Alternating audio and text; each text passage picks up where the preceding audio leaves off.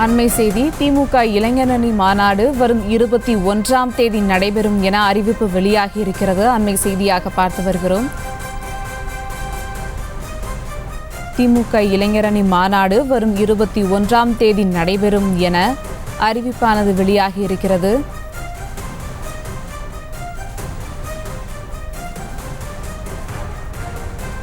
சேலத்தில் ஏற்கனவே ஏற்பாடு செய்யப்பட்ட இடத்தில் நடைபெறும் என தெரிவிக்கப்பட்டிருக்கிறது. மழை வெள்ளம் காரணமாக ஒத்திவைக்கப்பட்டிருந்த திமுக இளைஞரணி மாநாடு வரும் 21ஆம் தேதி நடைபெறும் என அறிவிக்கப்பட்டிருக்கிறது. இதுகுறித்த கூடுதல் விவரங்களோடு இணைகிறார் எமது செய்தியாளர் பாரி கார்த்திக். வணக்கம் பாரி கார்த்திக், விவரங்கள்.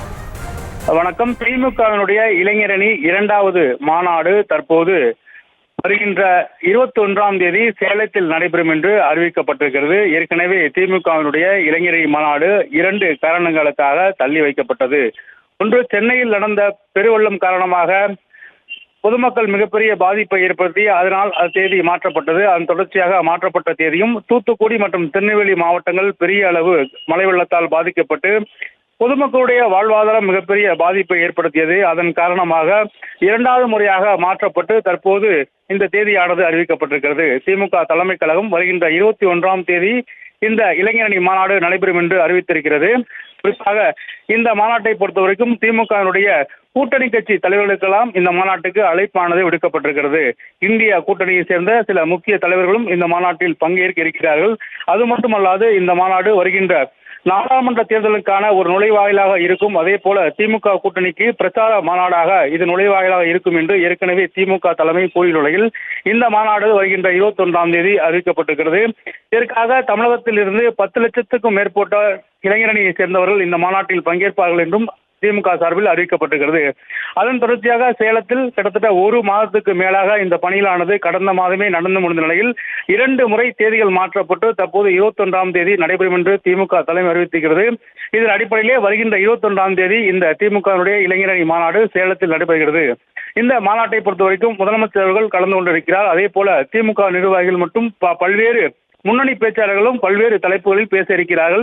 இதற்கான அட்டவணையும் ஏற்கனவே திமுக சார்பில் வெளியிடப்பட்டிருக்கிறது. இதன் அடிப்படையில் தான் வருகின்ற 2024ஆம் ஆண்டு நாடாளுமன்ற தேர்தலுக்கு ஒரு பிரச்சார நுழைவாயிலாக இந்த மாநாடு இருக்கும் என்று எதிர்பார்க்கப்படுகிறது.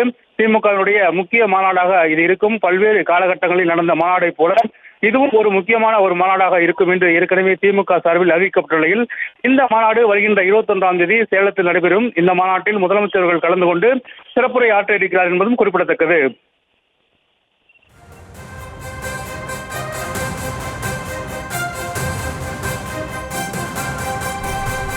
விவரங்களுக்கு நன்றி பாரி கார்த்திக்.